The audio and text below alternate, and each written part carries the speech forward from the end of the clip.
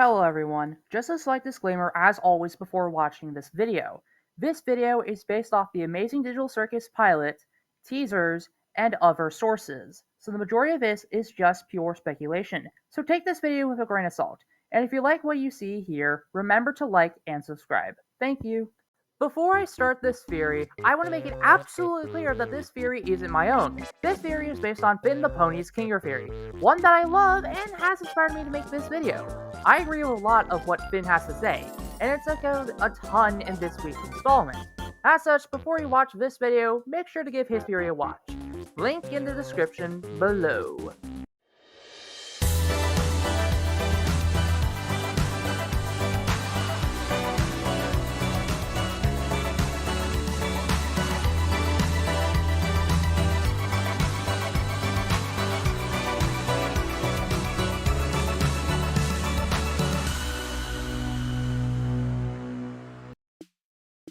Before we can theorize about this unstable chess piece, let's establish everything we know about him so far. Confirmed on Twitter and via the show, Kinger is said to be one of the earliest members of the cast, as well as its longest member. Well, Kinger over there's supposedly been here the longest. Kinger's known for his short-term memory, Oh!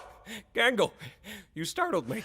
perfectly cut screams, mad rambles about insect collections, An insect collection? and his Gmod mannerisms. But above all, he is famously known for this reference to another one of Gooseworks' creations, Lil Runmo. Oh, thank God you're okay. You didn't experience a game show in there, did you?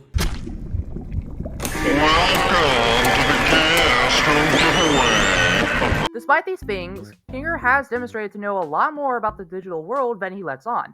But why is this? We have established that these characters are believed to be beta testers, but Kinger's knowledge seems a bit more personal.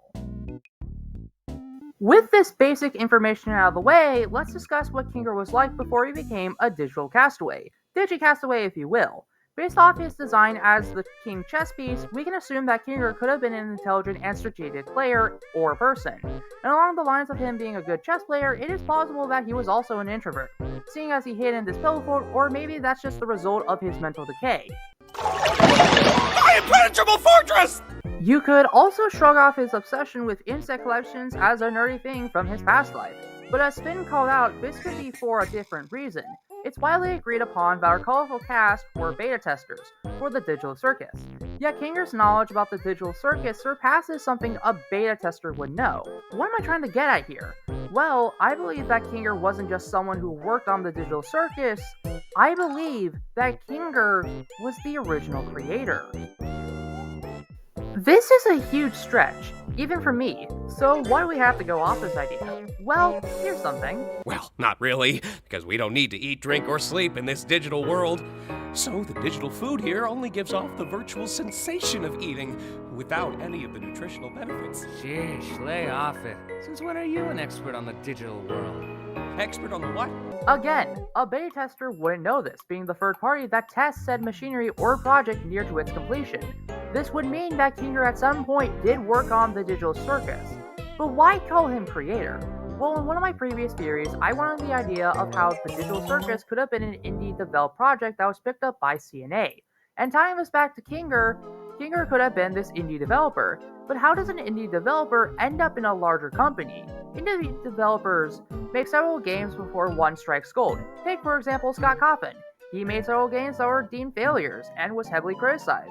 It would only be FNAF that would take this criticism and turn it into his biggest hit.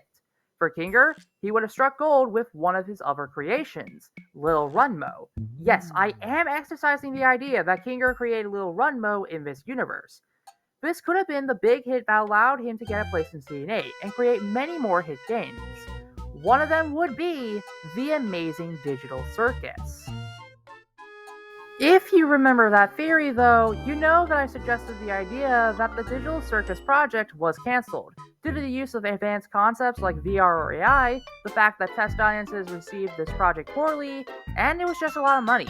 CNN had no other choice than to cancel the project. This possibly drove Kinger to go rogue, and take the project and work on it on his own time. If beta testers were beta testing, then the game could have been near completion, another reason why Kinger would be so inclined to finishing it. Unfortunately, this caused Ginger to become stranded into his own creation, his own world with no way out. Following up my CNA theory, this would be the reason why Kinger would have no traces of red on him, and he would be clothed in purple cloth. He's guilty of creating this digital heckhole. He's responsible for having those brave enough or foolish enough to follow him and get trapped too, including his wife, but that's a story for another day. Something that I left off on in my CNA theory was why people kept putting on the headset and kept getting trapped in the digital circus. CNA knows what happens to those who put on the headset. They are perfectly aware that the digital circus is still running, and that people are getting trapped. So why send more people? Well, my theory might be interesting. Kinger is supposed to be the creator of the digital circus, while everyone else are beta testers. But I don't feel like they're looking for bugs like Kinger, but rather they're trying to rescue Kinger. Think about it. If you did manage to pull someone out of the game, sure, that would be an accomplishment, but that person would just be a beta tester, a third party, with no idea of how the game works. Now think, if Kinger was the creator and somehow was removed from the game, he could not only fix the bugs, he could deactivate Kane and Bubble, put the digital circus on pause, possibly cure those who abstracted and refined methods to save people. He is the key to saving everyone, and that's why CNA kept the game running, and why their best and worst employees are sent into the game. To save the one person who can fix everything. Again, big thanks to Finn the Pony for the idea and inspiration for this theory, and I apologize if I spoiled anything in this video or obliviously copied your video. If that did happen, rest assured it wasn't intentional. So, like last time, no one got the secret word. Hopefully this will change, and I'll continue this anyway. The secret word for this week will be #KingerIsKey. I hope you guys enjoyed this video. And if you want to see more theories, remember to like and subscribe. Thank you!